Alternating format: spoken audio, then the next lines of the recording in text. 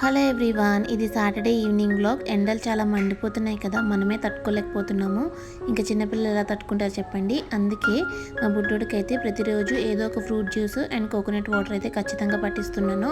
ఈరోజు వచ్చేసి కమలపల్లకే జ్యూస్ పట్టించాను అనమాట. ఒక్కొక్క రోజు ఒక్కొక్క ఫ్రూట్, ఒకరోజు వాటర్ మెలన్, ఒకరోజు గ్రేప్స్ అలా పట్టిస్తూ ఉంటా.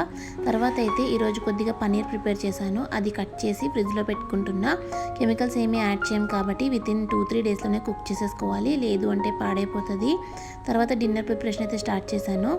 ఈరోజు డిన్నర్లోకి పెసరొడియల్ కర్రీ అయితే ప్రిపేర్ చేసా. ఇంట్లో వెజిటేబుల్స్ ఏమీ లేవు, సింపుల్గా అయిపోతుంది అనేసి ఈ కర్రీ అయితే కుక్ చేశాను అనమాట. ఇందులో కొద్దిగా ఆయిల్ ఎక్కువే పడుతుంది. నేను కోకోనట్ ఆయిల్ యూజ్ చేస్తున్నా కాబట్టి ఏం పర్వాలేదు. తర్వాత మా బుడ్డోడికి కూడా డిన్నర్ ప్రిపరేషన్ స్టార్ట్ చేశాను. వాడికి డైలీ కూడా జొన్న అన్నమే పెడతానమాట డిన్నర్కి. గ్లూటెన్ ఫ్రీ ఉంటుంది అండ్ త్వరగా అరిగిపోతుంది కదా, సో అందుకే. తర్వాత చిన్న చిన్న పనులు ఉంటే చేసేసుకొని మా బుడ్డోడితో కాసేపు ఆడుకున్నా ఈరోజు.